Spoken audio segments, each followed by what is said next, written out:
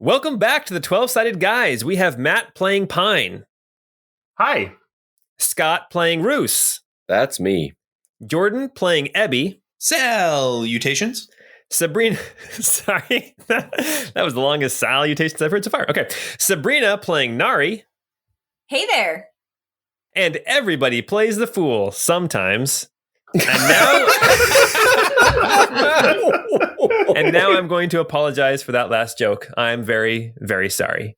I got a quick announcement. We recently did a Patreon exclusive Q&A about the campaign so far. So if anyone wants to hear that, head over to patreon.com/12sidedguys. That's 12sided guys, and become a patron.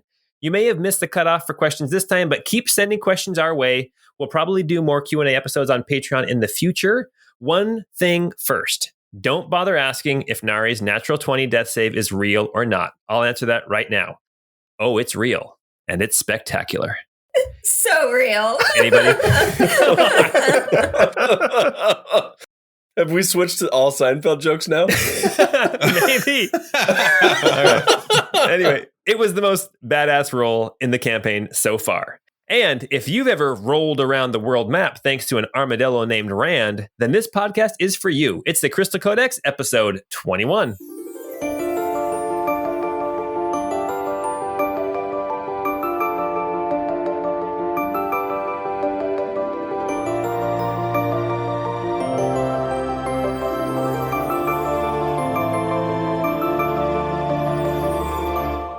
I preferred to hop thanks to a giant frog named Jean.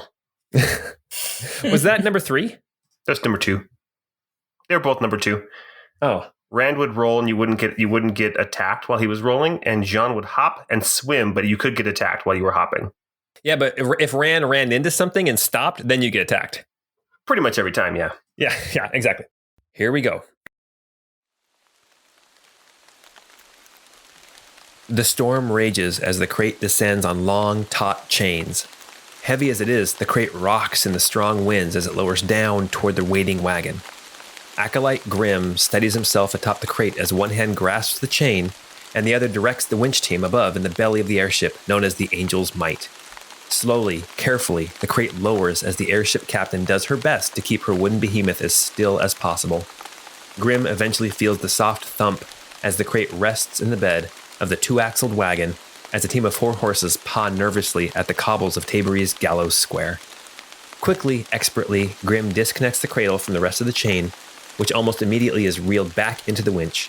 The Angel's Might, no longer needing to stay so dangerously close to the ground in such bad weather, rises higher into the air, its gray balloons blending into the clouds and its numerous copters thrumming the air. Grimm hops down off the wagon next to the waiting Imperial soldier. "Report, if you would be so kind," he says to the soldier. Then looking up, he asks, "But perhaps somewhere dry first." "Of course, Acolyte," the soldier responds. Then turning to the driver of the wagon, he barks out, "To the keep, and out of this blasted rain." 20 minutes later, in the keep stables, Grimm sits in the back of the wagon next to the crate, fiddling with a large, 2-foot-long crystal with cables snaking deeper into the crate, as he half-heartedly listens to a report from a different soldier, this one looking half dead and soaked to the bone. "Attacked on the road, not 3 hours west of the ferry. The priest is dead for sure, Acolyte, as are her 3 bodyguards. I only just escaped with my life in order to bring this information back to you, as the priest commanded with her last breath." "Come now, don't take me for a fool," Acolyte Grimm says, cutting the soldier off. "I'm not your commander. I won't court-martial you for retreating. But tell me," he says, staring over the rim of his spectacles at the soaking wet soldier, "how long did you hide in fear of the adjudicator's murderers before gathering the courage to take your tail from between your legs and bring us this intelligence?" The rain-soaked soldier stammers for a few seconds, then, looking down at his feet, sheepishly replies, 4, 5 hours tops." "Well," Grimm replies, turning his attention back to the strange crystal tech that is connected to whatever is tucked into the massive crate, "I can't blame you for that. I can only imagine how harrowing that must have been for you. And, in all honesty, had you not hid, there is a very real chance you'd have been killed as well. And then we wouldn't have this intelligence while it's still fresh and actionable. Now, let's see," he trails off as he finishes tucking the crystal back into the crate. Then he stands up and brushes his hands off on his long, white coat and climbs down out of the wagon. "Get me a map, if you please." 5 minutes later, Grimm is staring down at a map spread across the floor in Taboree's stables as 3 soldiers look over his shoulder. "So let me get this straight," begins Grimm. Chancellor Ramsey took a number of soldiers and most of the deacons into the mountains above Tabery to hunt down fallen heaven, based on intelligence gathered of a secret hideout somewhere on the mountain. Then, the same day, a prisoner about to be hanged for treason is released by 4 people during a riot that also ends up claiming the life of an adjudicator. The imperial priest took charge of the search and attempts were made to notify the chancellor of what had happened, but all reports from the mountain are that Ramsey went to explore a cave and never came out and is now missing. Meanwhile, the soldiers on the mountain begin chasing a trail left by fallen heaven that went cold. Now here, west of Tabery, he says, pointing to a different place on the map, a message comes in from the mayor of Tabery claiming the adjudicator's murderers absconded with her riverboat, but that there is a known place in the river where our soldiers can make contact and apprehend them. But you're telling me, Grim states, motioning to the now slightly drier soldier, that the murderers have made it past our patrols and have killed our sister of the angel? He thinks for a minute, then as if talking to himself, he says, they're running, but which way? South along the road? No, too open. They'll stay off the road altogether. Then where? He thinks for a minute, examining the map, muttering over and over, where are you? Where are you? His finger stabs down onto the map. Here! Gather whatever forces are left us in the city. We leave in 1 hour. He walks back over to the crate and touches it almost lovingly. Don't worry, Bishop. I'll wake you up very, very soon. Wait, where do you point on the map? Please tell me it was farther west. All right. Okay, so here is where we are. The Nari and the boys are at this abandoned, decrepit old settlement with wooden buildings, all roofs fallen in, bushes growing up in the middle of trees, getting ready to meet with fallen heaven. wait, bushes are growing up in the middle of trees? Dogs and cats living together. Oh my gosh. So here's where we're at. Nari and the boys have finally made it to the north shore of Westfell Lake. They're at this old abandoned settlement with decrepit buildings made out of wood. There's bushes growing up in the middle of these buildings. Roofs have fallen in. They've managed to find some places to kind of take cover and hide. They've even managed to find a rowboat that still floats and a couple of oars, waiting for fallen heaven to come and take the prisoner Ramsey away from them. And the last thing that happened in our last session was Kira, Brinby, Hebo, and Dellen, the 4 named Fallen Heaven characters that we met earlier in the campaign, arrive. Not sprinting or running, but definitely hustling down here towards the settlement. And the last thing that we saw was Kira walked up to her brother, Roos, and said, I'm glad to see that you survived. And that's where we're at now. Yeah, it was quite an adventure getting from the caverns in your old hideout to here, but we are still alive. I'm very glad to hear it. Roos, I know we haven't been close for, well, really ever, but the other day when you called me, it was good to hear your voice. Yeah, it was good to hear yours too. I got Ramsey over here. Oh, you can see her kind of rub her hands together, like almost. You could see the excitement in her.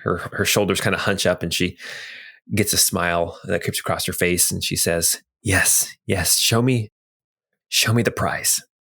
What are you planning on doing with him? I will present him to my leader. Oh, I thought these Fallen Heaven cells were disorganized. I didn't know you guys had a central person or persons running the whole thing. Yes, well, there is a central leadership. We act independently, but I am in contact with the higher ups in Fallen Heaven. Ramsey knows one thing that I'm worried about getting out. What's that? Well, it's what I asked you about when I called earlier. About Aunt Bree? Well, yeah, Aunt Bree is also my mother. Wait, what? What are you talking about? Well, I guess I have to ask you, were you there when I was born? Do you remember me being born? Do you remember mother being pregnant with me? Um, I. She thinks back. She's like, I don't know. I was 5 or 6. I don't remember much from that time. I remember playing in the streets. I remember Dad carrying me on his shoulders. I remember you tagging along behind me, getting in the way. But I mean, no, I don't remember. No, I was too young. I don't remember Mom giving birth. I guess. I had a near-death experience recently, and a memory came to me of an argument between Mom and Dad, where they were debating me, and Dad was wondering when Bree was going to come back and get her son. I'm the heir. I'm the bastard of Simon. The bastard of Simon. She starts racking her brain, like scratching her head. Oh, you mean Simon the, let's see, Simon the king's uncle's son, I think? Something like that? 32nd in line, yeah. Yeah, well, first now, apparently. So you think you're the heir? I'm fairly positive it's me. I haven't brought it up with Mom yet. I don't know what she would say, but I'm pretty positive that that's the case. She kind of sits down hard next to you, and she's not looking at you. You can tell that she's kind of not lost in thought. She's just really thinking hard. You can see the wheels turning and her trying to figure out, what does this mean? What does this mean? And she says, well, if you are the heir, now I'm not saying that you are the heir, but if you are the last in line to the royal family of Everlyn, what will you do? What will I do? Yes. Will you help us? Will you be that symbol that I talked about? Will you be the symbol of what used to be, of what could be again, of a world that the Empire is not a part of? All I have for evidence is a rumor. I can't very well come to the people and say, hey, you should follow me, this random guy, without any sort of evidence that this story's true. Well, but now that we know, I mean, if you're the heir, now that we know who to look for and what to look for, maybe there's more pieces that we didn't know existed. Maybe there's some connection between Aunt Bree and Simon. Maybe we can find that evidence. You're welcome to go poking around, but being the heir, there is a huge target on my back. The Empire wants me. I was hired to capture myself. I need to go into hiding. I can't be openly fighting the Empire. If they find me, they will kill me. And Ramsey, and Roos points over to Applebottom and says, and Ramsey knows it already. He knows who I am. Well, I don't know what to say. You give me this great gift, and she motions to Applebottom. And you give me this great gift, and then you tell me that what I've been searching for 2 months up in the mountains, you're right here. And it's like, I know this is not your fault, Roos, but it's like there's another gift and you take it away from me. What do you expect me to do? There's not a people to back me up. There's not forces. I don't have a kingdom. I don't have a people. I'm just a random kid from the Muds in Tabery. Yes, a random kid from the Muds in Tabery. Wasn't it you who told me that Tabery rose up? And they rose up for a constable. They rose up for a man about to be hanged. If you're the heir, how many more would rise up? And not just Tabery. Don't you see the possibilities? then she kind of shakes her head. She says, no, I guess you don't. I guess you never have. She goes, Roos, I'm not trying to be rude. I understand this is a lot. And I guess I expected to find a child, an infant or a teenager at most. Someone that we could help lead. But Roos, you don't take a lead very well. Yeah. Well, I could say the same about you. Yeah, that's true. Maybe we are related. Yeah. I hate to let you down again, but I don't want that to be the motivation for me to make a life-altering choice.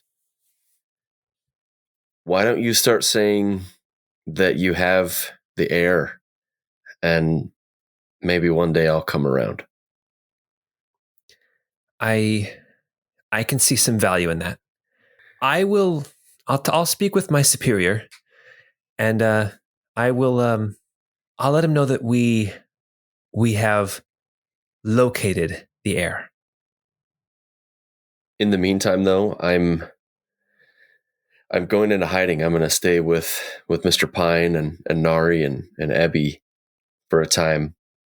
I don't know what to do, but I'm going to change my name during this time. So I'm not going to be Roos anymore. Okay. Well, what have you decided on a name yet? What should I call you? Your Majesty? Please don't. I guess from my perspective, I think Lady Jaffa has had a hand in these turns of events in my life, and I think I kind of want to take her name, and I'm going to go by Joff from now on. Joff. This will also hopefully put my pursuers on a different trail. That is, if the Empire does continue to pursue me, and Howling Talon, if they eventually try and find me, I'll be going by a different name. That's probably wise. Yeah, I guess, Roos, you have a couple targets on your back, being the heir as well as the kidnapper of the Chancellor of the Empire, as well as the murderer of an adjudicator. Whoa, murder! Self-defense. Pine's like sitting in looking around the corner, and you say, "Hey, now I resent that remark." You kind of pop out. Actually, Pine is in the process of talking with Brinby, and he's like, "And then I burned my coat, but then I fixed it." And You're telling a story like my grandpa does, where he's like, and then we woke up and it was raining, and then we had lunch. No, remind me, what was the name of that herb we put in the omelet? Oh gosh, that's so funny. All right. Well, Kira says, "Well, Roos, I love you. I can't even begin to express how grateful I am for what you four have done in bringing us this gift. And I'm sorry if I seem ungrateful that I didn't get what I thought I wanted, but this is more than enough. So I thank you." Yeah. I hope that maybe we can mend things from here on out. I would like that. All right. As you guys are talking, whoever is not in that conversation, I hear Pine is talking with Brinby. So, So how does that conversation go? Brinby comes over and gives you a big clap on the shoulder, and he says, Lieutenant General, it's so good to see that you're still alive, still kicking. It's good to see you in fighting form again. Well, yes, kicking in teeth. Yes. So much has transpired since the last time we saw each other. I burned my coat. You guys start catching up. I mean, honestly, so I would just, at this point, I would say, so Brinby, I know we've talked a lot about finding the heir, but I was wondering, have you heard of the prophecy, the source of the rumors? He's going to be very honest with you. He says, all I know, I heard from Kira. Kira heard the rumors, and she informed me. So I don't know the source. Information is key here, and I want you to kind of know where that came from. And so I want to share the prophecy with Brinby, so that the prophecy now will at least be known by Fallen Heaven instead of just as a rumor. Okay. The Very full cool. prophecy. Right. He actually then will stop and actually pull out a paper and start writing it down. Okay. Perfect. All right. Nari, Dylan comes over to you, and the tall, blonde-haired, kind of elf-looking woman. She comes over to you with her different tattoos, her soft paw clan tattoos, and she comes over to you, says, "Stormfist, it's good to see that you survived." You as well. Have you heard anything more from home? No, I have not heard anything more from home. I think after this, I think I'm going to head back for the winter. I think my clan needs me. At this point, she looks around and kind of motions to like Ramsey and Kira and Brinby and Hebo. And at this point, I think it's pretty much under control. I don't think I'll be missed for the next few months. Well, I'm sure your family will be grateful to have you back. Yeah, I'm sure they will. Have you noticed any strange happenings or anything kind of pulling you towards the mountains recently? She thinks about it and she's like, nothing more than just my normal homesickness. I mean, I miss the wind coming down off the mountain. I miss the trees blowing. I miss the leaves gathered up against the rocks. You know, I miss the tall pines. Yeah, I think that's normal. Yeah, no, I suppose I just feel like the last month or so there's just been a stronger pull towards home than normal, and I don't know if I've ever really missed the mountains that much before, but I'm yearning to go back. She puts her hand on your shoulder and she says, "The mountains are in you, just like they're in me." Nice. Fist bumper. Yeah, you guys kind of carry on, have a little mountain talk. You know, you guys kind of talk about whatever it is that you guys talk about, like take me home, country roads. You guys start singing some old mountain songs together. Get out your banjo and wrong mountains. Anyway, not the Appalachians. Okay, and then Hebo comes wandering over to the bound and gagged Ramsey. Is anybody over there with Ramsey?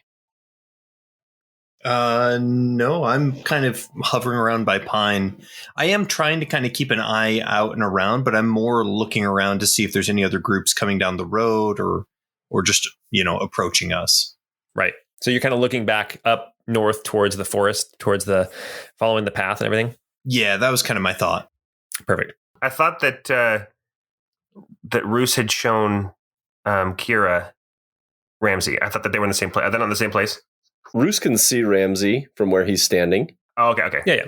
But he's not like directly next to Ramsey. Right. So as Roos and Kira are finishing up their conversation, Hebo is over there looking at Ramsey. He actually pulls the hood back, gets a good look, and then he actually like flicks Ramsey right between the eyes with his middle, like he kind of, what's that, where you take your middle finger and your thumb and you flick it, and he flicks him right between the eyes and pulls the mask back down. And he calls out, "Yeah, it's him." All right. So then Kira and Roos go over and start examining Roos. Ebby, I want you to make a perception check. Sure thing. I rolled a 15. Okay. Ebby, you're kind of watching north, looking at the trees, at the path and everything. You don't notice anything right away, but as you are kind of looking around, you look behind you back onto the lake, and you see in the distance on the lake, I mean, we're talking like pretty much the other end of the lake, a very small speck on the lake, a little dark speck. Interesting. I'm going to move to the shoreline and just kind of keep my eyes open and see if I can get any kind of a better view. Okay, perfect. All right. So Nari and Dylan are talking. Roos and Kira are talking. Hebo is kind of checking the bonds of Chancellor Ramsey. Brinby and Pine are talking. Anything anybody wants to talk about specifically, or are we moving forward?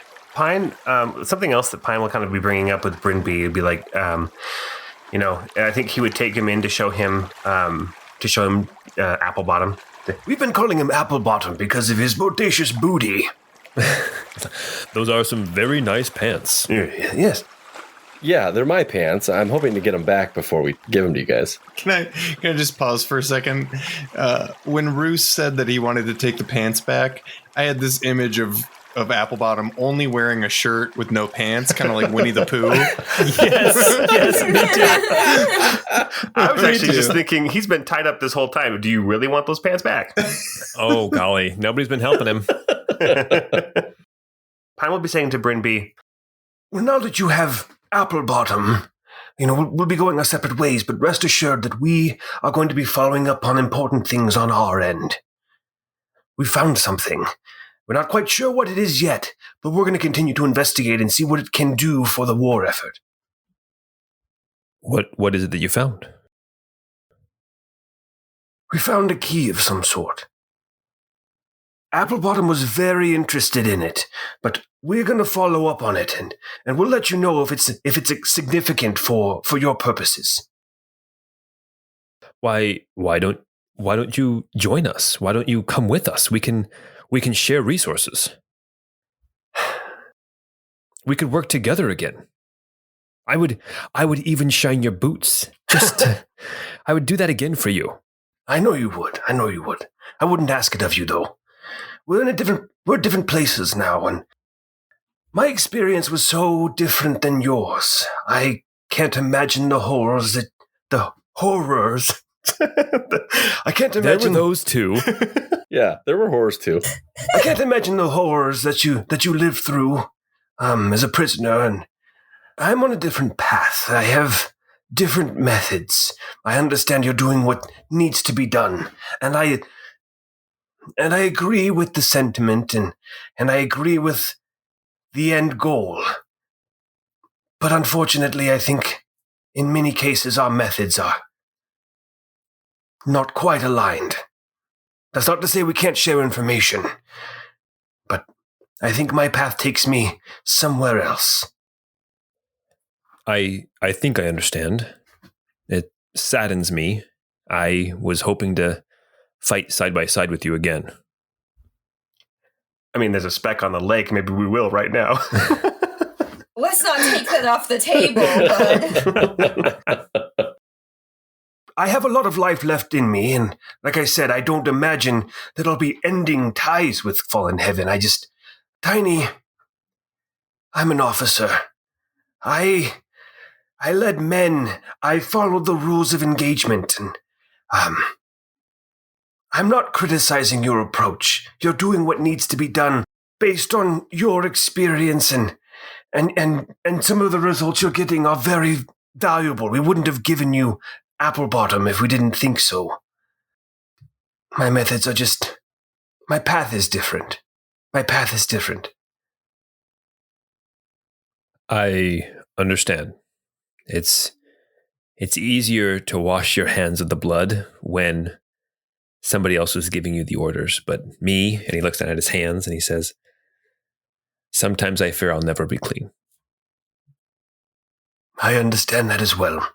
He kind of stops talking. Ebby, you are watching that speck. Why don't you make an investigation check? Sure. I am not very good at investigation. We'll give it a shot. I rolled a 5. A 5. It seems like it's getting bigger, but it still just looks like basically a dark square. Like, it started out as 1 pixel, and now it's like a 2x2 pixel. Just a dark square on the lake. I'm going to yell to the others and just give them a heads up and say, there's something far out over the lake. It seems to be possibly coming this way. Everyone be on your guard. Kira comes over and looks, and so does Hebo. And Hebo puts his hands up to his eyes and he says, well, that might be our ride. Yeah, I mean, it's coming from the south. It's on the lake. Yeah, that could be our ship. What exactly are we looking for? What is your ride? Kira mentioned, she turns to you, Pine, and she says, we have a ship coming to pick us up. He's an interesting man, but he's trustworthy as long as we pay him enough. Speaking of pay, I mean, if you guys won't be joining us in Fallen Heaven, I guess I owe you for this gift you've given us. And she kind of reaches into her like satchel and pulls out like a big sack, and she starts kind of messing around in the sack. Oh yeah. And she pulls out a handful of coins and shoves them back into her satchel, and then she tosses this sack over to Pine. She tosses it over to you. Thank you. This is very appreciated, but I okay. Are you going to look inside or anything, or No, you never count your money when you're sitting at the table. That's right. You got to know when to hold them and know when to fold them. It's not much, but through our travels, I was able to collect maybe a few trifles that might help in your effort as well. And I'll produce the great sword that took off one of the soldiers, and then I'll also take off the longbow and the arrows that I collected, and I'd say maybe these could help keep you safe until you get where you're going. Russo will also take off his imperial jacket and hand it over, and give the mace that he took. Okay. Oh, wow. Yeah, Hebo is right there to take the weapons. Like, he is right there. He's like, oh, that's nice. A great sword. Oh, and he looks at the bow and he's like, who's Hop? And then he's like, oh, whatever. And he puts the bow, like straps it across his back. And then he looks at the mace. We'll never know what happened to him. Hop woke up in the woods naked because he got dragged so long that his pants came off and stuff. And he's just like, what's going on? All right, he's still stumbling around there to this day. Come on, he's got to get home to his girl. Yeah, we need flashes over to Hop occasionally. We just got to check in on. We haven't even had a flash over to Bert yet. We can't have a flash to Hop first. I was actually thinking, how funny would it be if Pine had died if I came back as Hop looking for my bow? Oh, gosh, that would have been awesome. Oh man! Actually, you should cut that out because I actually might actually do that. Well, now you know you can't cut that out. All right. Yeah. And then so Hebo starts looking at this mace, and he's like, "Oh," and he starts kind of swinging it around. And he's like, "Yeah, that's good. That's good." And he hands it over to Kira, and she kind of looks at it, and she's like, "Yes, that will be very nice." And she hands it back to Hebo, and he hangs it from his belt. I need everyone to make perception checks. Pine rolled an 18. Nari rolled a 19. Roos got a 15. Abby rolled a 7. All right. As you guys are kind of talking and going over this stuff and having kind of a lighthearted reunion and just kind of discussing some things, Ebby, you're kind of still standing on the shore looking out at this approaching ship, and Nari and Pine, as you guys are just kind of hanging back, kind of watching. As you guys are watching Fallen Heaven going through these treasures that you've given them, suddenly you both hear a very distinct crack and creak. The crack sounds like, you know how sometimes wood will crack, not break, but it'll just kind of like make that popping, cracking sound. And then you hear like a creak of some kind of like metal creaking, and it's coming from behind you back up that path towards the forest. As you guys, you turn around to look, and what you see is this wagon being pulled by 4 horses, and to either side you see like a row of 10 Imperial soldiers on one side, and you see like 6 deacons on the other side. But in the wagon, you see there is this man. He's kind of a little past middle age. He's got like kind of his hair is receded back to the point where it's like, halfway up his head. He's got white hair on the sides. He's got like what looks like basically steampunk goggles like on his forehead. He's wearing like this long white jacket, and he is standing next to this crate in the back of the wagon. And you guys can't hear what he's saying, but he is pointing at you guys, because some of you are out in the open. Based on his description, I imagine he's saying something like, Marty! Yeah, exactly. Great Scott! So as he points, Kira looks up and she says, quickly, to arms! And then Hebo and Dellen and Brinby, they grab up their weapons and they see what's going on. As Kira looks up and she sees all these Imperial soldiers, she turns to you guys and she says, we have to fight them off until our ship gets here. We cannot lose Ramsey. He is the prize that we need. She looks at Hebo and she says, me, we'll take the left. And she points to Brinby and Dellen. She says, you guys, take the right. And then she looks at you, Nari and the boys. She says, can you guys take the center? That's right. Hell yes. You got it. Yeah. Kira and Hebo start heading off to the left to go and confront the 10 soldiers on that side, while Dellen and Brinby head off to the right to confront the 6 deacons on the other side. As this man in the back of the wagon stands up, grabs the top of the crate and throws it off, reaches in, pulls out this 2-foot-long crystal, and you don't know what he does to it, but instantly the crystal starts to glow. And suddenly, standing up out of the box, you see a construct. You see a figure similar in style to Ebby, but bigger. Where Ebby stands, 7 feet tall? 6.5 feet tall? About, 6'4". 6'4". This one is not as tall as the construct that you saw deep underground in that ancient facility, but this one still stands about 10 feet tall. It is where Ebby is kind of plain, I guess would be the word I would use. He's a little dumpy, let's be honest.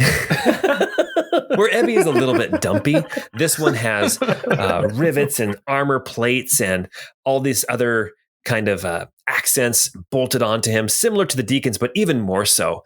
You see that his arms are longer as well. Like as he stands up, his hands are almost touching the ground. His legs look kind of short, almost gorilla-ish, but still humanoid shaped. It's more like anime looking people, how they always have like the big guy always has like the really long arms that go down to his knees, that kind of look. This thing stands up in the back of the wagon, and then it jumps down off the back of the wagon as this man in the white coat steps down next to it. And we are going to roll initiative. I rolled initiative for these guys. Yeah. Nari rolled a 17. Roos got a 10. Pine got a 13. Ebby rolled an 11. All right. We have got the big guy ends up getting a 2. And the older man ends up getting a 1. You guys are going to get a whole round of moves before these guys even get to do anything. Golly. Here we go. So just to kind of describe what's going on, you guys are kind of in different places all around the map. It looks like Roos is kind of in one of the buildings next to Crumbles and Applebottom. Nari and Pine are standing together kind of out in the open, and Ebby is still way back by the shoreline. So you guys are not in any kind of defensive positioning at all. But the ball bearings are in a 10x10 square, or 10x10 square that is kind of on the path, that if they come down the path towards the building that you guys are in, they'll walk right over those ball bearings. And that would be difficult terrain. And actually, I think it's DC 10 and they fall down. Oh, okay. Awesome. Or not. Very good. I think, if they move half speed, I think they can avoid the potential falling. But if they move full speed through it, they can fall. Okay. Well, very good. That's good to know. All right. We'll see if they even get a turn because their initiative is so terrible. All right. That brings us to Nari. Nari, you are first to go. They're north of us. They're coming down from the north, right? Yes, they're coming down from the north. And we're about at this point, what, like 40 feet away? Yeah, I would say that you guys are about 40 or 50 feet away from them. Okay, and like, would I be able to maneuver around the balls since I know where they are, or would I have to worry about that as well? You can go around them. Yeah, you know where they are. Because I think, okay. So I will actually just throw my hand axe at these guys. Okay. Barely in range. So who are you throwing it at? Are you throwing it at the big construct, or are you throwing it at the guy in the white jacket? I'm going to throw it at the smaller guy. Okay. And so that is a 10 to hit. That misses. Okay, that's not great. And then I'm going to throw the other one, and that's a 17 to hit. That hits.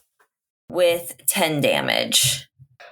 The axe goes flying true, and it hits that guy in the white jacket. We'll call him the acolyte. As it hits the acolyte, you see like a flash of light around him, and you see a flash of light around this construct next to him, which we'll just go ahead and call the bishop. And it looks like the axe did some damage to the acolyte, but it also looks like the bishop took some of that damage upon itself. Okay. Anything else you want to do, Nari? You want to move or? I think I'm gonna back up a little bit so I'm staying behind that dangerous zone and hopefully trying to draw them towards us that way. Okay. So just kind of move a bit. Yeah. Perfect. All right. Pine, it's your turn. All right, so Pine, seeing this coming, Pine is going to head over and basically hop on Crumbles. Okay. Yeah, and Applebottom is still tied to the back. Oh, shoot. Okay, well, I'm still going to hop on Crumbles, and I'm going to draw my sword, and I'm going to say, "The frozen blade spells disaster. Frigid retribution stance."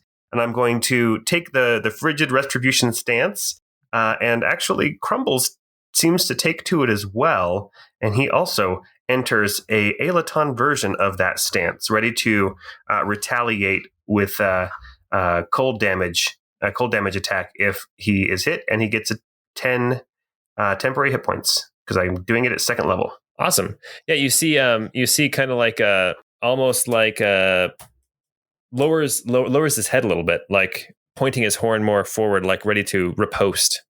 Yeah, I like to think that there's like a little bit of frost, like starts to form on the crystal on his face as well. Perfect. All right, and that brings us now to Ebby. All right. I think first things first, I need to move a little bit closer to the group. So I think I'm going to move to kind of this area near where Pine and Nari were standing. Okay, sounds good. Moving up a little bit closer to those ball bearings and up closer to the bishop, yeah. I think seeing, the bishop, Ebby is getting more frazzled a little bit by all of this, and he starts to kind of get angry about this. He's like, "You usurpers, manipulating my people, you will pay for this." And I'm going to, how far away are these guys from me? Like 60 feet. Okay. That's enough. I'm going to cast Dardriel's Eye and drop it right on them. Okay. And they have to do a DC 15 Dex save. DC 15 Dex save. All right. Let's see what we got. All right. For the construct, he got a 1. So no, he failed. And then for the acolyte, he got he saved. He got a 21. Okay, nice. If they fail, of course, they'll take the full damage, which I rolled a 7 for the damage with this one. Okay. If they saved, then they take half that. So only 3 damage for the acolyte. Okay, which actually looks like only 1 damage for the acolyte and 2 more for the construct. Okay. The bishop somehow is siphoning off some of that damage that the acolyte is taking. Abby, why don't you go and make a quick perception check as well as you're looking at the bishop and the and this acolyte. Sure. Ebby got a 16 on perception. Okay. As you are looking around and you cast Dardriel's eye and it pops up right there. Suddenly the light kind of flashes as Dardriel's eye comes into existence, and you see that snaking from the bishop, you see a cable going back up and into the crate. So the bishop looks like he's connected to something in the crate. Interesting. Okay. All right. The cable reminds you of way back in your session 0 when you first woke up and they had that cable that they tried to pull from the back of your skull, Matrix style. Right. And then you ended up coming to life on your own anyway. It looks like that, only a little bit thicker. Okay. Okay. That is good to know.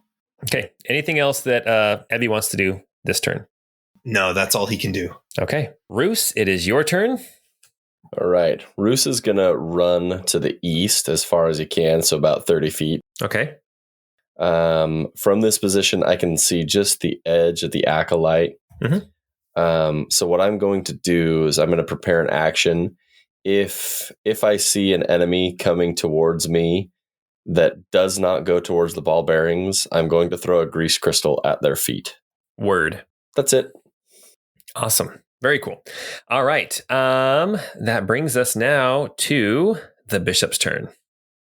The bishop is going to step away from Dardriel's eye and move about 30 feet kind of up and down the path a little bit towards where the ball bearings are. And you see there are definitely some similarities to this bishop and Ebby, but you also see a little bit of similarity to the construct that you guys fought weeks ago in the ancient facility, that 19-foot tall one.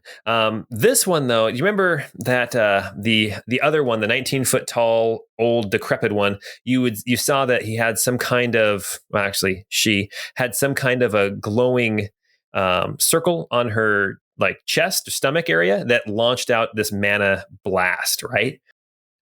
This one instead, as he's standing there, he punches both of his fists down into the ground in front of him to kind of like steady himself. And then you see this tube, this kind of a ornate copper and brass tube kind of come up over the shoulder and aim down in your guys' direction.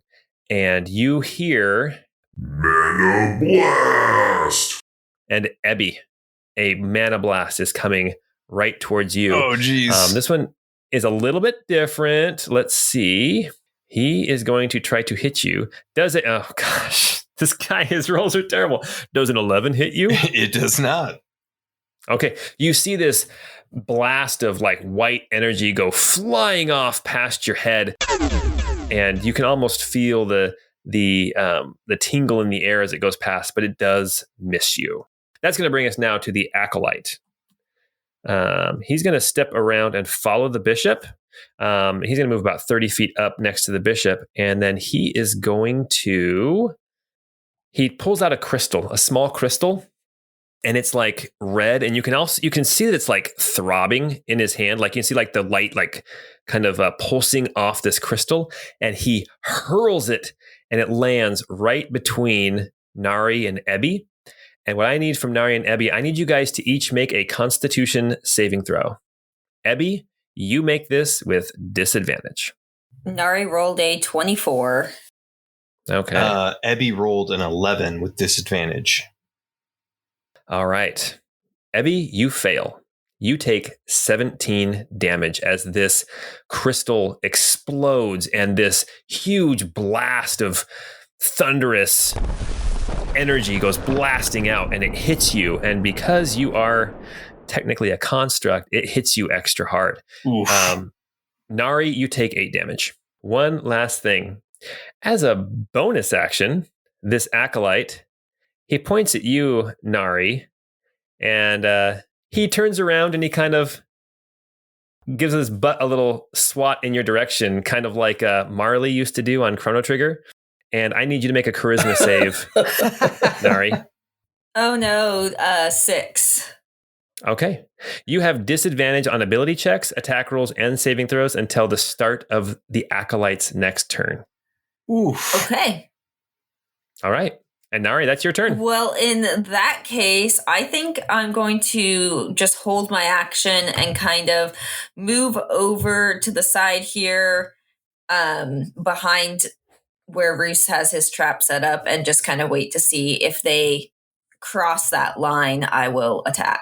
All right. Pine, it's your turn. You are on the back of Crumbles. So on my turn, I would like to push Applebottom off of the back of Crumbles.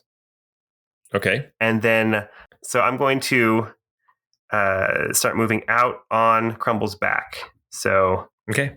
You're going to leave the building kind of that Crumbles has been hiding in? I'll leave the building that Crumbles has been hiding in on his back. And I have a 60-foot movement. Oh, okay. So I guess we're waiting. I'm actually going to go ahead and charge on Crumbles' back. I'm going to charge the big guy. All right. So I will say, Crumbles, let's take down the big one. So Crumbles will get a horn attack as part of this charge. Okay. And then I'm going to, okay, let's do it in this order. I'm going to do a bonus action as we're riding up there. For my bonus action, I'm going to say, the storm blossoms and its restless, rending sky. And I'm going to do the rending sky technique on this big guy. So I'll do some attacks on him with my saber. Okay. So first attack, 10 to hit. Nope, That a 20 to hit. Yes, I'm sorry. Yes, that does hit. Okay. So 20 to hit. So then I'll roll my damage, which will be the normal. So 9 damage plus an additional 2d6, which rolled out to be 5 thunder damage. I'm also going to go ahead and do a Swordmaster's Fury. So I will say, unleash with precision, Swordmaster's Fury, and do another additional 2d8 of radiant damage. Okay. So that's another 2 quick strikes for a total of 8 damage. All right. Okay. And now Crumbles gets to make a horn attack. Was that 2 attacks or was that just 1 attack? Oh, that was the first attack. You're right. I have another attack. Level 5. Second attack's a 21 to hit. That does hit. All right, that's for 12 damage with the sword. I'm going to do another Swordmaster's Fury, so another 2 quick swipes. Okay. And that's another 6 damage on top of that. So that's 18 damage. Okay, awesome. And then Crumbles gets to make a horn attack. So that looks like the impaling charge. Well, the horn attack is a 13 to hit. Nope, that misses. Boo. Scrapes off of the armor plating. All right, and that is where we're at. Okay, awesome. All right, that brings us to Ebby. Okay, I am going to move forward a little bit. So you're going to move a little bit closer to the bishop and the acolyte? Yeah, just a little bit, kind of moving a little bit closer towards them so that we were a little bit better grouped. And I'm going to use, I'm going to summon the unicorn right about here in the midst of us, hoping that we all get kind of captured in the 30-foot radius. Perfect. Suddenly, the music starts. The sexy unicorn bursts out of the ground. Pink lights flashing in the air somehow, and purple mohawk. Always, I want to be with you and make believe with you.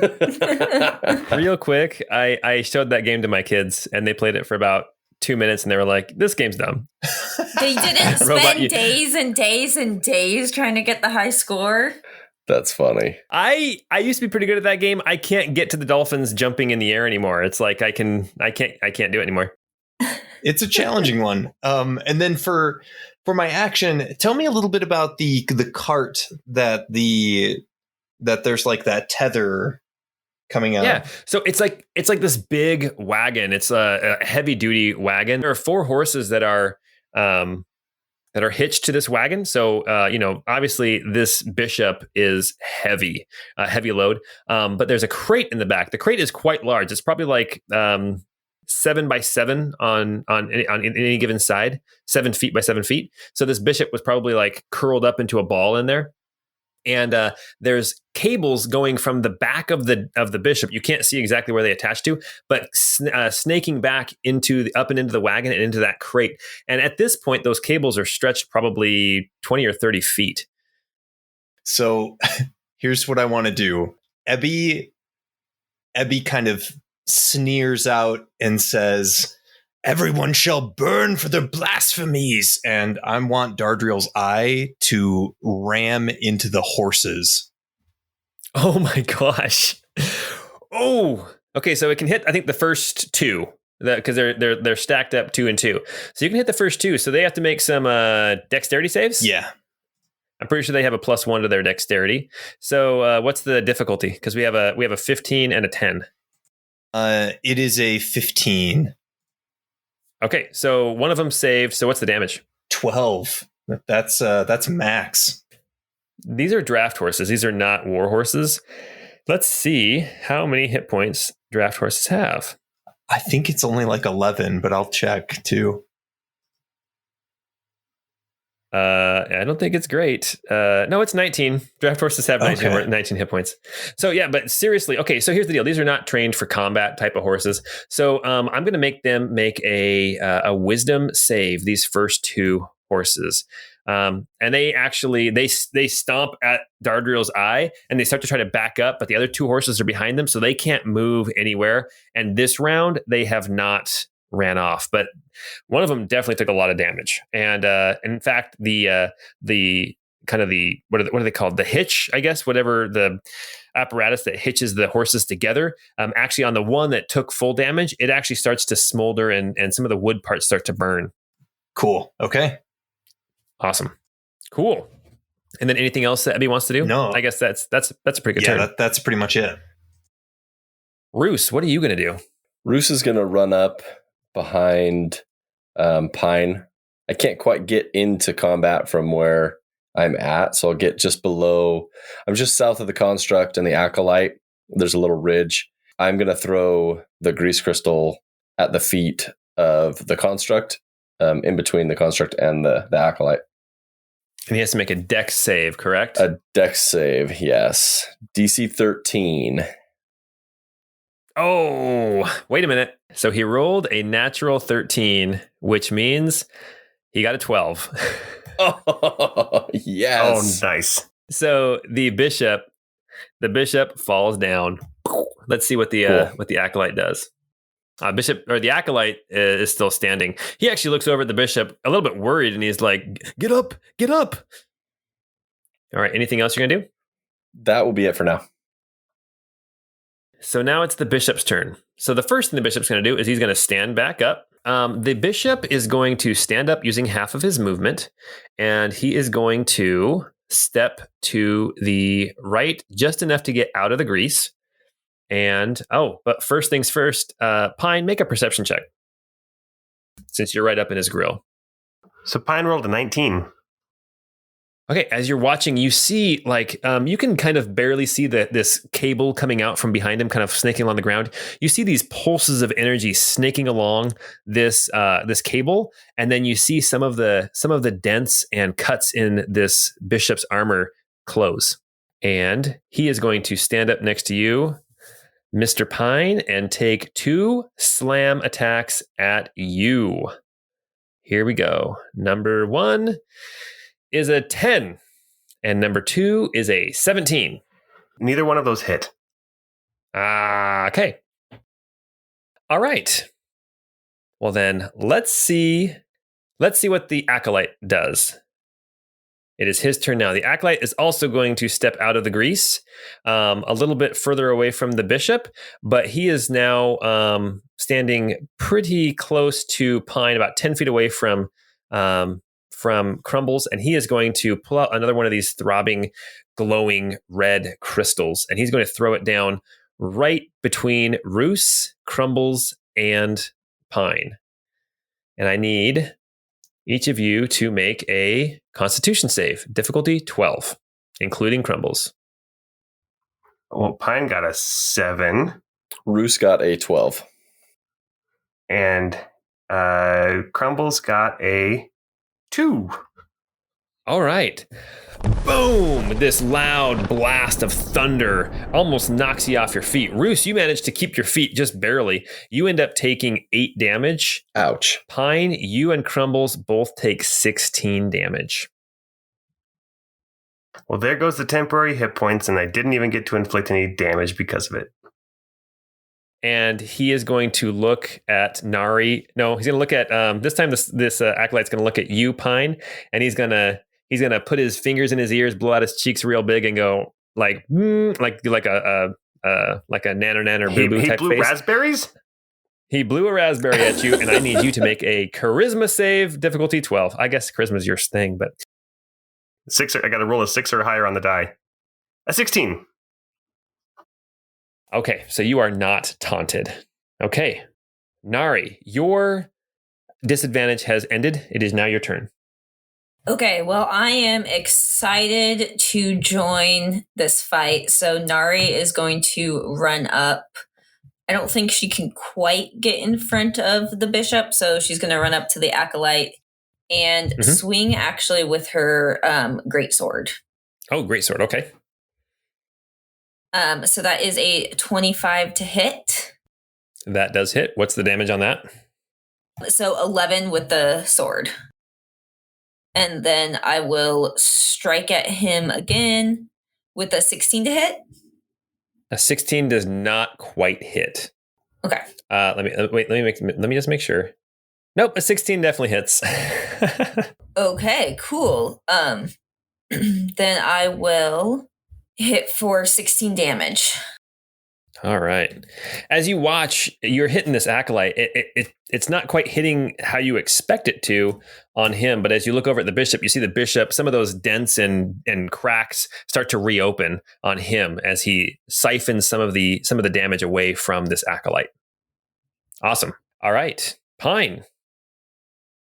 Okay, so the cable, is it running off the back toward the cart, or is it running toward the acolyte? No, it's running towards the cart. Okay, it's running toward the cart. Okay, so what Pine is going to do, he's actually going to hop off Crumbles. So Crumbles will stay in front of the bishop, but Pine is going to go around behind it and attempt to sever the cables with a strike or two. Okay, why don't you make an attack? Okay, my first strike is a 20. That hits. 14 damage. As you hit, you see that like you make a big cut into the cable. It's not all the way through, but that's a good swing. Well, then I'm gonna do my second attack on it. Okay. Does a 15 hit the cable? A 15 hits the cable, but it glances off. This cable is like armor plated. It's got some heft to it. Okay. Well, then Crumbles in front is going to take his horn attack. Okay. Does a 16 hit the big guy? A 16 does not hit. The horn again tries to find purchase and it scrapes off the front plate of this armor. You can hear like the screech as there's like a line now drawn across the chest plate of this bishop. Okay, that's my turn. Okay, Ebby. Okay, with Dardriel's eye, I'm going to try to move it away from the horses now and see if I can bring it around to slam into the back of the carriage itself, or the wagon itself, kind of into the different crates and box, or the crate that's back there. Okay, so you're gonna get her right up in that crate. Okay. Yeah, my hope with this is to just wreak havoc on these not war horses and get them to spook and try to run off. Right. All right. Let's see. Well, I mean, why don't you don't need to roll to hit. It's a freaking crate. You can blast it. So and it can't make a save. So why don't you just roll some damage and see how much damage you do to this crate? Sure thing. Let's see here. So 8 fire damage. And it's now on fire. So Dardriel's eye goes and slams into the side of that crate. You see the crate kind of rock to the side and then settle again. It's on fire, so it's going to take continuous like D6 of fire damage every round. But that crate seems very sturdy. So you did some damage. Let me make a note of that, but not enough to break the crate. That's fine. But it's now on fire. So I'm going to make another check for now all 4 horses, as they are now they're all doing really well. They're now there's fire right behind them. So these horses are kind of like starting to dance in place. But since they're all kind of tied together, they can't really like make their move. One of them starts to kind of pull forward and the other ones are kind of backing up. And so they're kind of still stuck in this stalemate, but they're definitely aware that there's fire.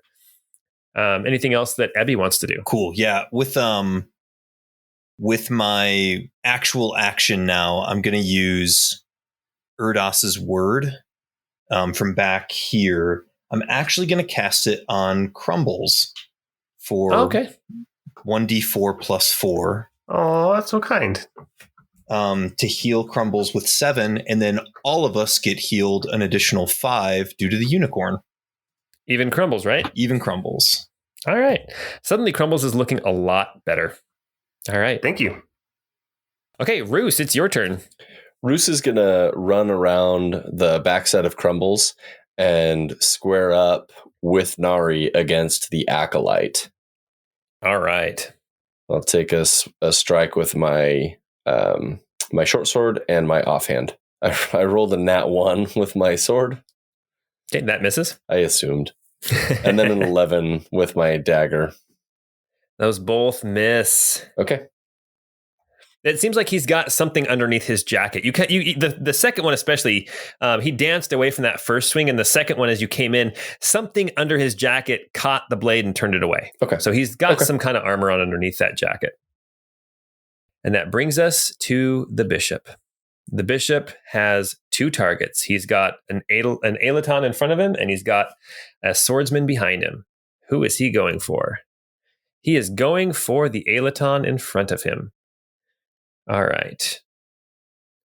Let's see. 2 attacks against Crumbles. The first attack is an 11.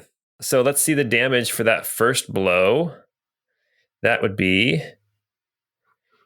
That's only 8 damage. Okay. And then the second attack is going to be 15. That's another hit.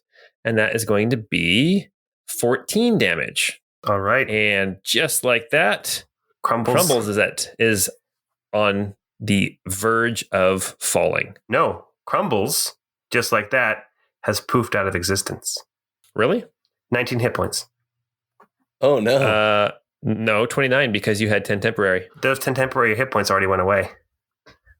Yeah, so Crumbles is going to poof away as he crumbles away. Well, no, as the strike connects, actually, it almost looks like he punches through the air as Crumbles turns into this colored mist that matches kind of the colors of his fur and dissipates. Okay, Crumbles is gone. Mm-hmm.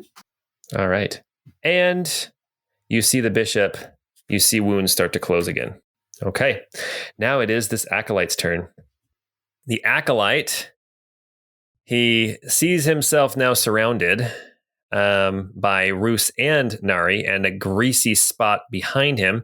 And he is going to use his last 3rd level crystal.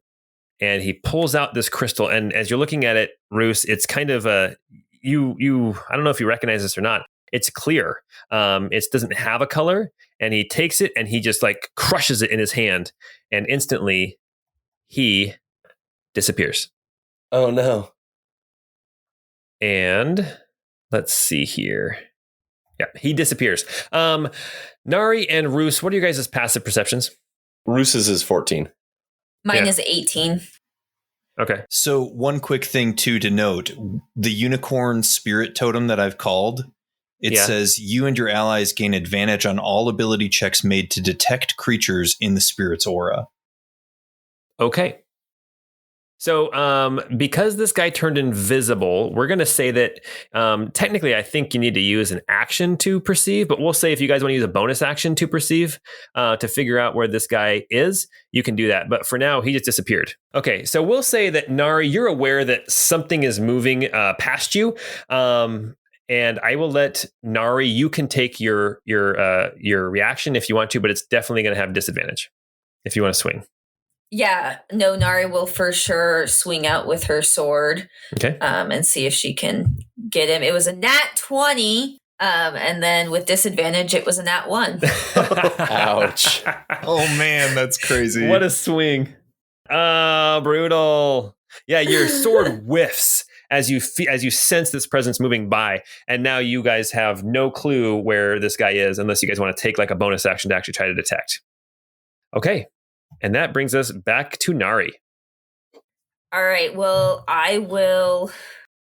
I guess if I can't see the acolyte, I will come up to the deacon and I will hit at him. Oh, yeah, the bishop. The bishop.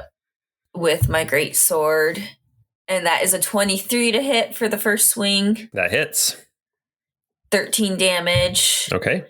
And then 10 to hit for the second swing. That is a miss. Okay, and I'm going to use my second wind, and I'm just going to go for him again. Oh, your action surge? Yeah. Okay, awesome. So 10 to hit, that's not going to hit, and then a nat 20. Nat 20, that's what we're looking for. Okay. Perfect. So that's a 13 for damage, so... All right. 13 Seriously, damage. I think the Nari Nat 20 Stormfist is an appropriate title. Oh, yeah, that's great. Oh, Sabrina, awesome. get that tattooed somewhere. I love it. Yeah. All right, very cool. All right, Pine, it's your turn. Okay, Pine is going to continue to attempt to cut the cord. Okay. So his first attack against the cord is going to whiff. And his second attack is also going to whiff big time with a 9 and a 12 to hit, respectively. Yeah, I mean, you're hitting it, but your sword is just not getting through the armor plating. Okay, well, with that, I'm getting frustrated, so I'm going to seek some additional aid. So I'm going to call out, "Field Marshal, sir, I ask your aid," and throw my sword out, throw Koenig's Estoc out, basically right to my right. They're kind of flanking the sleeping bishop on one side. Okay. And we'll take an attack. And I rolled a natural 1. So that's a 7 total. I am rolling sorry. That's what's going on. Yeah, I'm rolling bad too. All of my rolls are sorry. A 2 and a 5. Come on, Pine. Jeez. Come on. Seriously. I can't even cut a cable. For some reason, I'm having like images of like cutting the umbilical cord. That's what it is. It's an umbilical cord. And honestly, in real life, I refuse to do that with my own children because it was gross. That's fair. They never gave me the chance. You didn't do it? Oh, really? Oh, see, the doctor just handed me shears and said, "Here you go." And I'm like, "What?" As I'm cutting, I'm like, "What is going on?" He's like, "And Dad, do you want to do the honors?" So I was like, "Nope, I'll watch." Oh, no choice for me. They just put the scissors in my hand, and I said, "Nope, no thanks." And I used my teeth, like a real man. like a real man. All right, Ebby, you're up. What are you gonna do?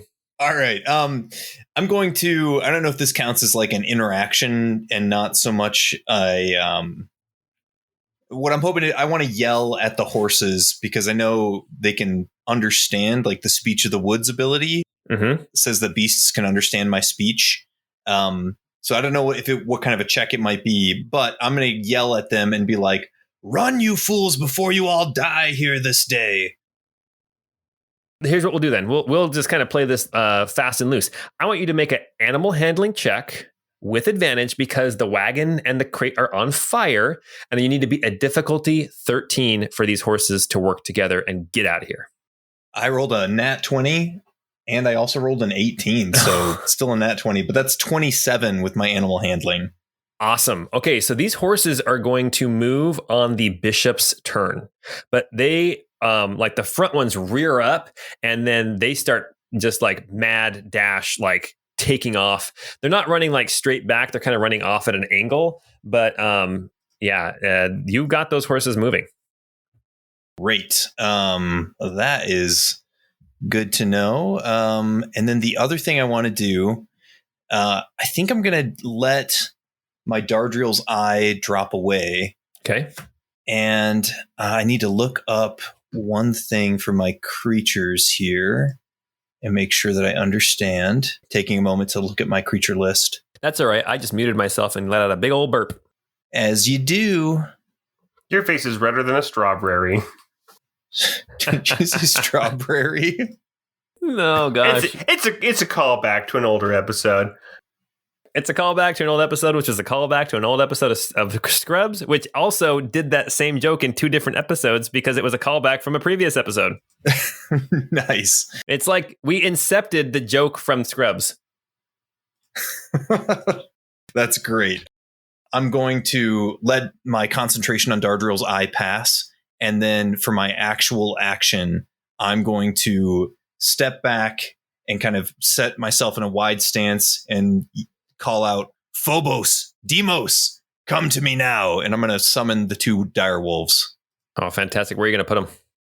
I'm going to put them kind of right in front of me, right near where the unicorn is, because I know that he disappeared. And so the acolyte disappeared. And so what I'm hoping is that, these guys have keen hearing and smell. So they have advantage on wisdom checks that rely on hearing or smell. Got it. With the unicorn totem, I think that'll also give them, is that like super advantage? I don't know. I think we're still just going to do regular advantage. I think advantages don't stack. Now, remind me, are direwolves medium creatures or are they large creatures? They are considered large beasts. Large beasts. Oh my gosh. These 2 direwolves just kind of appear right in front of you. How many hit points do they have? They each have 37 hit points. Okay. And what's their AC? 14. Oh, man. Dang. Awesome. Cool. And that's it. That's all I'm going to do. All right. Now, this is for them to search and find the acolyte, not for everybody else, though, right? They have advantage. Well, they already have advantage anyway, but yeah. Yep, exactly. Okay. Perfect. All right. Now, Roos, you're up. Roos is going to reach in his pocket and grab Gigi and throw her up into the air and say, Gigi, one of them vanished. Find him for me. And I am going to turn to the construct and start attacking it while Gigi is looking for the invisible guy. Perfect. The first one is a 13 to hit. That's a miss. I can't manage to roll higher than... Oh, I got an 18 on my dagger. And that one hits. All right. So I rolled 1 for the piercing and 9 for the precision. So I got 10 damage total. All right. I'm rolling so bad. One quick thing, Paul. Sorry to go back to the direwolves. I think I need to roll their initiative. Oh, yes, you do. Yes, you do. So I'll do that, but you can kind of keep going. So Gigi would have gotten the advantage from the eye. So her perception, she got a 15 looking for the invisible guy. She cannot spot him. Cannot spot him. Let's see here. Okay. Let me add a turn here to this guy. And they have 10. Gigi's flying overhead, searching and searching and searching, and she cannot seem to find this invisible acolyte. Is that your turn then, Roos? Yeah, that was my turn. Okay, perfect. All right. It is now the direwolves' turn. Okay. I think Phobos, the one on the left, is going to go ahead and make its check for perception. Okay. And with advantage, right? Yep. So 19 with advantage. All right. And Phobos gets a ping. Just a slight disturbance in the air, just slightly north of Phobos, maybe 12 feet straight north. There's like this little bit of disturbance in the air where some of the rain as it's falling is kind of misting around a shape that Phobos picks up on. Cool. Is that enough of a hint for Phobos to try and go ahead and make an attack? That is. Now, the attacks are still with disadvantage. That's fine. Okay. She will get... She has... Yeah, so just one attack here. Yeah. And it has disadvantage. So she rolled a 7 to hit. That is a miss. Okay. And then Deimos will also roll perception to see if she clues in. Okay. I mean, so let's say that Deimos has a pretty good idea just because she watched Phobos go after. So she can move up and make an attack too, but with disadvantage. That's fine. Okay. We'll say that now everybody has a pretty good idea of where this acolyte is, at least right now. Yeah, that makes sense. Okay, cool. She rolled an 18 for the first roll. Second roll was a 16 to hit. That's a hit. Okay, cool. She does max damage, 14 damage. Oh my gosh. And then he has to make a DC 13 strength save or get knocked prone. All right. You can hear more than anything, you can hear the slap of a body hitting the wet grass, but you don't see anything. Okay, cool. And that's it for them. All right. And now it is actually the bishop's turn. The horses go taking off, tearing off, just ripping up the sod and the wet grass as this wagon is on fire. These horses are running for their lives. And Pine, suddenly you see the cable go taut. You see the bishop start to get tugged backwards, but the bishop kind of sticks his hands in the ground and steadies himself. And then this wire, right where you had cut it that first time, it snaps. Energy goes sparking out, kind of like a down power line. You see like sparks and electricity and power come kind of coursing out of this cable. Whatever was connected in that wagon is now no longer connected to the bishop. Oh, hallelujah. It's the bishop's turn. The bishop is going, he's got 3 targets to choose from. So we will see 1, 2, 3, 4, 5, 6. Oh, Nari, we've got 2 swings coming at you. How about a natural 20 and a 13? The 20 will hit. Do I still have the temporary hit points? There's no temporaries with the aura. It's just extra healing. Oh, that's what it was. Okay, awesome. The bear gives you temporary hit points. All right, so here's what we're going to do. We are going to roll some damage. That will be 22 damage to Nari from this big old slappy fist. This big old slappy fist. That's right, big old slappy fist. He just doesn't curl his knuckles in really tight. He just leaves them nice and loose. It's a slap. It's like a slap. Whoopsh. All right. And then you see some of the wounds on this bishop. They don't heal this turn like they had been. And then that brings us now to the acolyte. Phobos and Deimos are aware of this guy moving. So if they want to take disadvantage attacks as a reaction, they can. Is invisibility a concentration spell? Oh, you're right. Oh my goodness. Let's do that concentration check. How much damage? You did 14 damage. He only took part of that. That's still not enough. All right. Thanks, man. Sorry. All right. No, it's all good. You guys see this acolyte now is laying in the grass, right? His invisibility fades. But it is now his turn. He is going to stand up. And seeing that there are these 2 direwolves in front of him, he is going to pull out a crystal and crack it in his hand. And this time, right in front of him, first he's going to step over kind of by the unicorn, and then he is going to crack this crystal in his hand. And I need Deimos and Phobos to both make Constitution saves, difficulty 12. Okie dokie. Phobos rolled an 8, so okay. No, and Deimos rolled an 18. So Phobos takes 11 damage and is instantly moved 10 feet away. Deimos takes only 5 damage and is fine. And then this acolyte is going to continue his move. He is going to, I don't think his passive perception is good enough. Actually, he's got a good passive perception.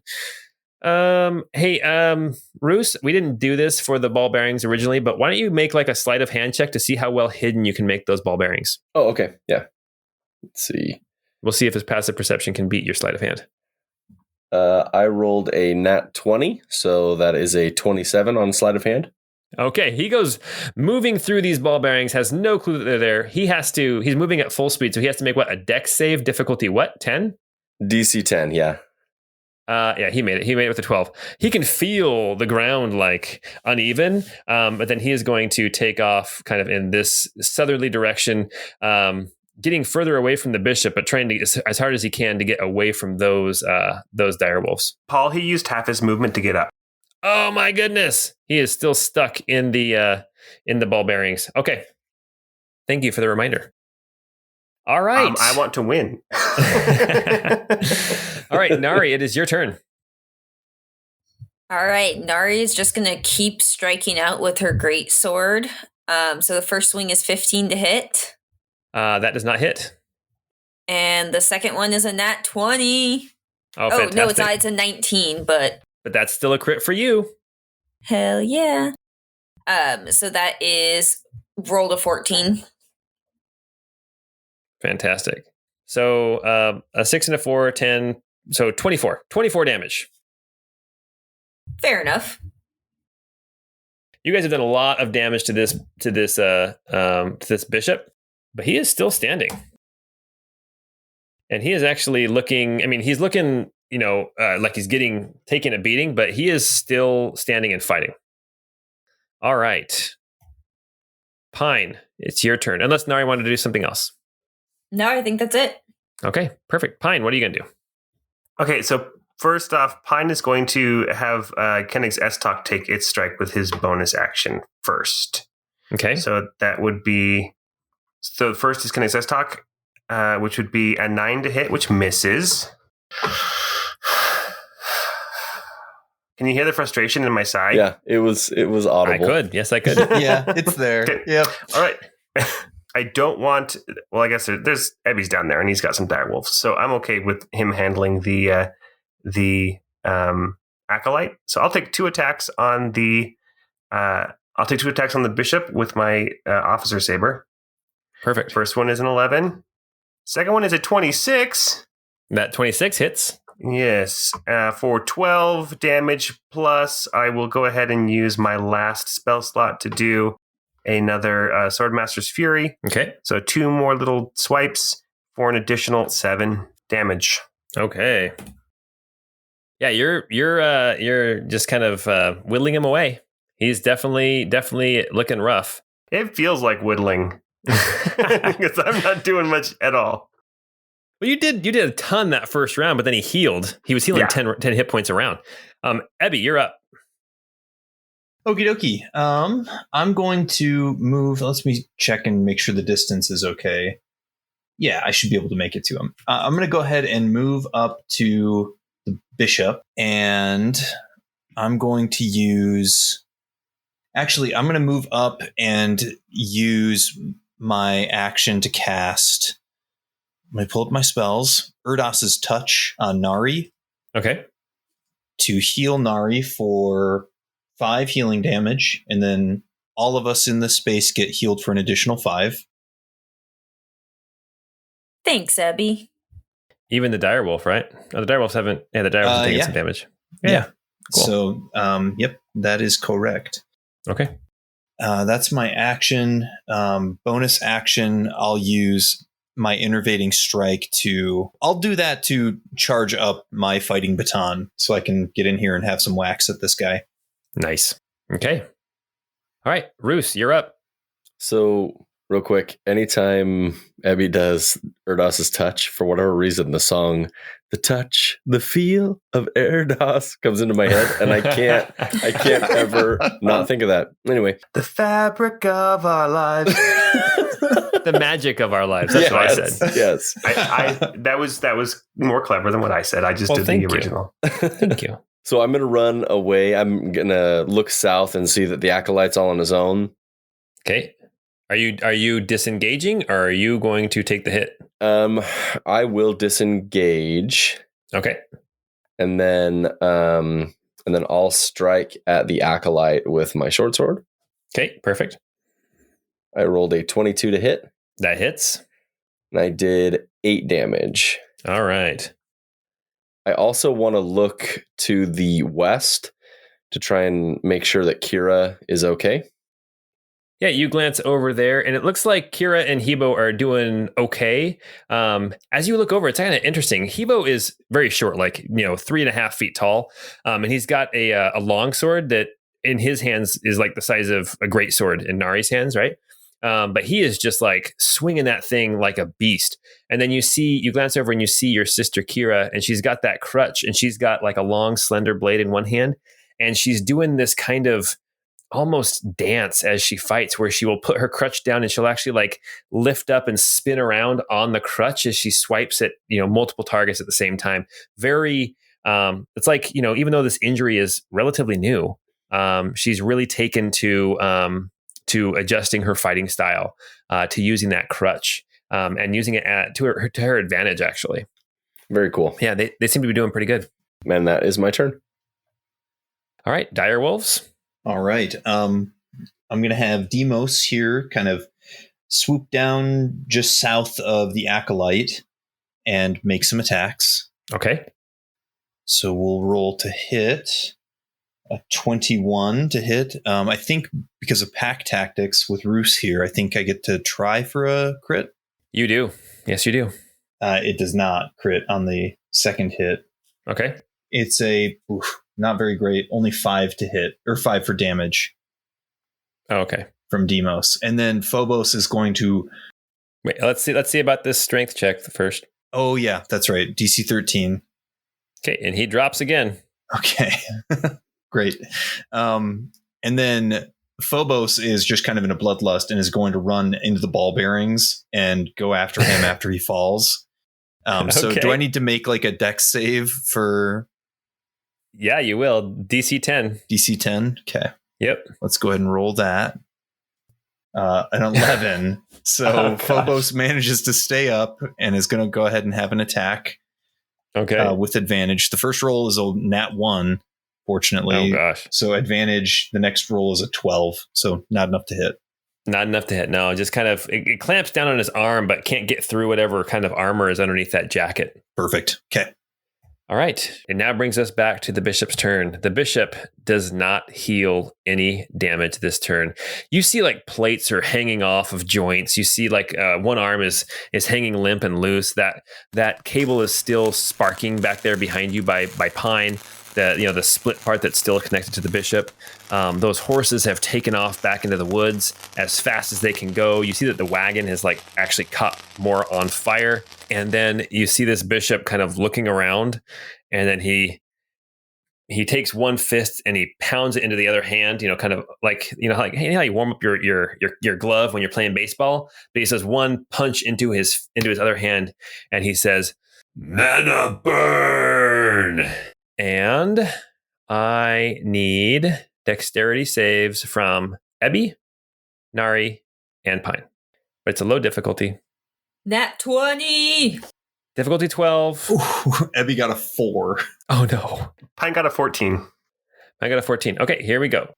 As he pounds his fist into his open palm, you see that white energy that came blasting out of that cannon on his back. Now it comes seeping out of every kind of joint and crevice and crack in his armor until it just, in a flash, just poof, there's this big, wide circle of energy.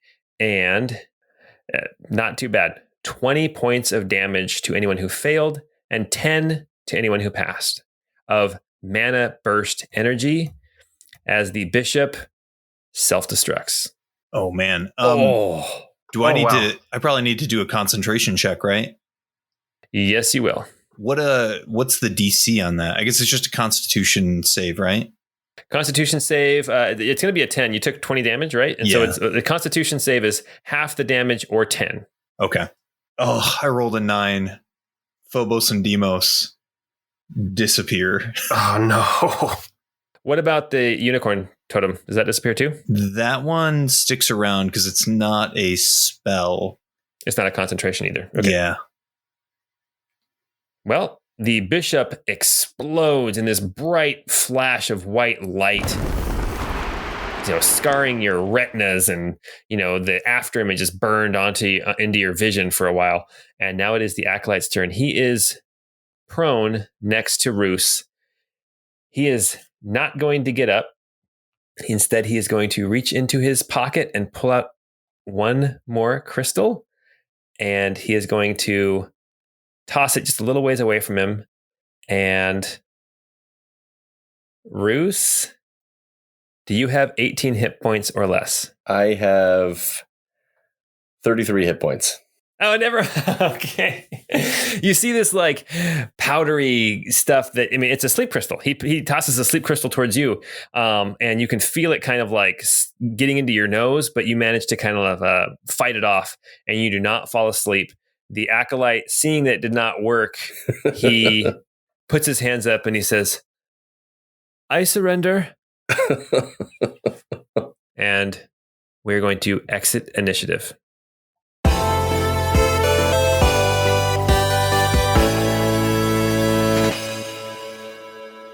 Here's what we have. You guys managed to finish off this fight. And as you glance over to the side, you see Brinby and Dellen. They look like they've taken a little bit of a beating, but there are 6 dead and dying deacons. And as you look over to the other side, you see Kira and Hebo. They are wiping their weapons, the blades of their weapons, on these fallen soldiers that they have managed to take out. Everybody has taken some damage. Everyone looks like they are hurt.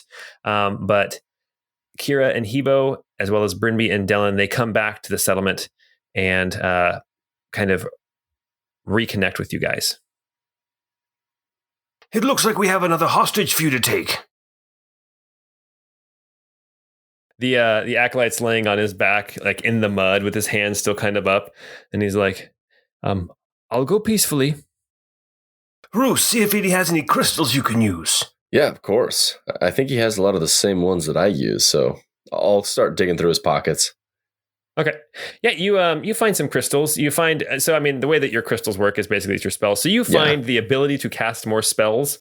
Yeah, you take away his crystals, so he does not have the power to use crystal spells at this point. The way that you guys do. Hey, even though we're out of initiative, I'm actually going to take a moment to do Erdos's touch on myself. Okay.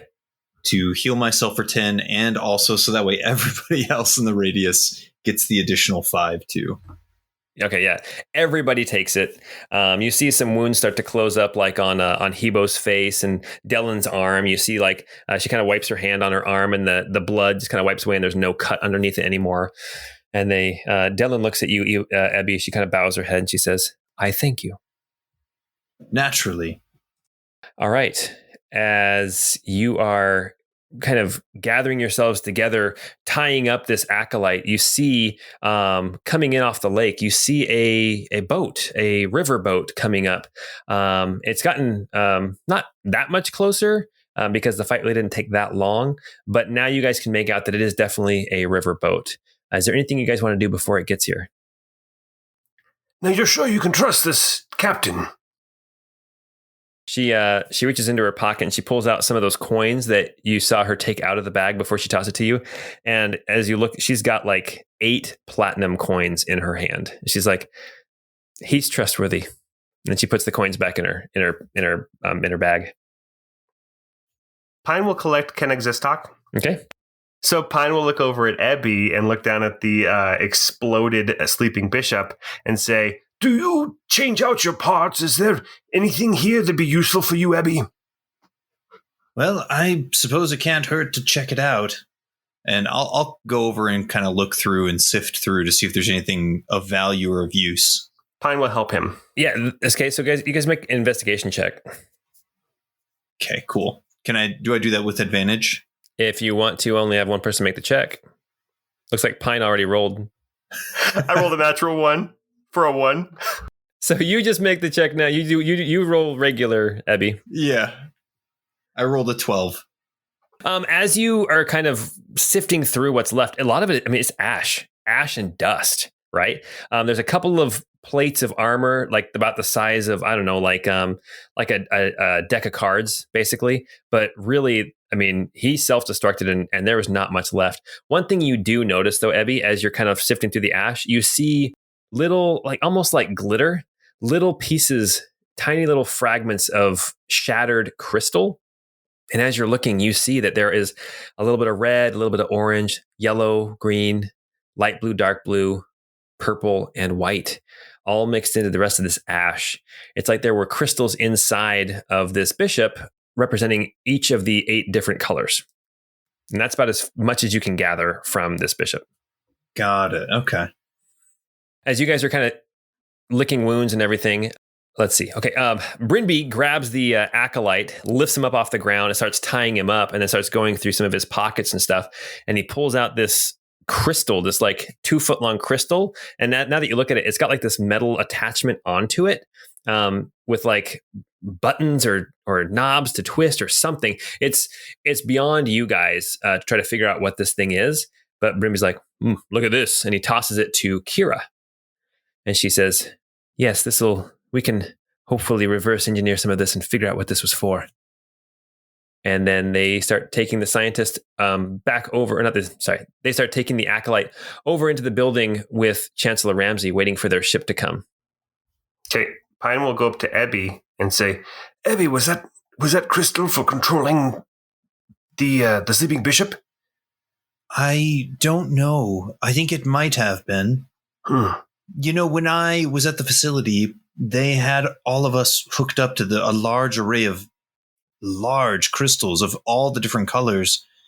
I don't know if that's what's keeping them asleep. Is that what's suppressing them? Combined energies of all of the crystals? I'll have to do some thinking on this. Yes, I mean, okay. Are you comfortable with Fallen Heaven having that crystal technology? Well, I guess the enemy of my enemy is my friend. All right. Well, here's hoping that they don't begin to use your kind as tools. Or at least seek a way to do that. Yes, that would be most unfortunate. For them, especially. All right, as you guys are talking, this ship gets closer and closer, and you kind of finish your conversation and you see it's coming right up to the beach, and it beaches itself. And you look at the ship and it's probably about, 40 feet long, maybe 15 feet wide. It's bigger than the ship you guys were on before. This is more like looks like a cargo ship, right? You see one person on the deck. He's about 4 feet tall, big thick beard. He comes stumping on over to the railing, and he's like, "Are you the ones I'm here to pick up?" And Kira says, "Yes, that's us." And then she tosses him the coins, and he grabs them and he says, "Well, load up. Let's get out of here." And Hebo and Dellen kind of haul Ramsey up onto the ship while Brinby grabs this acolyte and takes him up onto the ship. Kira turns back to the four of you and she says, "Last chance. Will you come with us? Maybe meet Richter?" Wait. Richter? I mean, sorry. Meet my leader. Do you know a Richter? Do I know a Richter? I didn't write that name down. You know a Richter. Okay. I'll say, wait, Richter. Tiny. Have you met her contact before? He turns around as he's kind of pushing the acolyte up onto the deck, and he turns around and he says, "No, that's not for me. The less I know about the hierarchy of fallen heaven, the better." Pine will say to Kira, "I've already met the man. He's left his impression. Safe journey." She salutes you, and Brinby does the classic Menorese salute to you, which would be... Oh man, it is... I don't know. Sorry to put you on the spot. 2 bumps on the fist and then the peace sign. See, I was actually thinking, I think he looks at you and he gives you the classic Menorese salute, which is 2 raps on the breastplate and then a hand in the air. Yeah, but it's 2 raps on the breast. It's actually 3 raps on the breastplate, and then raising 3 fingers and then kissing and then raising 3 fingers to the sky. Okay. Yeah, so he hits the breastplate 3 times, and then kisses his fingers and raises 3 of them up to the sky to represent the 3 different domains of the lords and ladies that the Menorese honor and revere. All right. Brinby watches from the railing as the ship pulls back. The last thing I need you guys to do tonight, just make a quick perception check. Pine rolled an 11. Nari rolled a 20. Roos got a 15. Ebby got a nat 20 for a 24. Fantastic. Everybody but Pine notices this. Pine, you're busy kind of watching Brinby as he gives you that salute. And you feel very touched by the honor that it bestows on you. The rest of you three, you watch as this ship that just beached itself literally backs off of the shore. No oars, no sail, nothing. Something else is propelling this ship besides manpower or wind power. But you wanted to say something to Kira. She's standing on the back. He says, before you go, I'm not opposed to the idea, but I don't think I'm the right person right now. So don't lose touch. Don't lose faith in me. She's like, you've restored my faith in you. And I thank you. No matter who your mother and father are, you'll always be my brother. Thanks, sis. I named my sword after you because I regretted my decision, and I feel like I'm on the way to atonement for my wrongdoings. I thank you for that. And the ship pulls away and is out in the lake. The four of you stand on the shore, surrounded by dust of a blown up bishop. You see to your west, you see a bunch of fallen, dead Imperial soldiers. To your east, you see 6 mangled, destroyed deacons. And the four of you stand here with no more apple bottom, no more crumbles, and no clear path ahead. And that's where we'll leave you for tonight. Awesome session, guys. Thanks for playing. That was not quite as hairy as some of those other fights, but it was a good one. It had potential to be pretty brutal. I mean, I was watching how hard it was hitting. But I also just wanted to let you know, Paul, I just added Richter to my notes. And you know what the note I put for him is? Dumbass. I said Richter. POS. Nice. Well, awesome. Well, maybe next session, if you guys get a chance to talk, you guys can talk about what you know about Richter. So did we level up? Here's what I'll say. I think that this ends chapter 2 of the Crystal Codex, and we're going to call chapter 2 of the Crystal Codex Pernicious Cargo. Yes.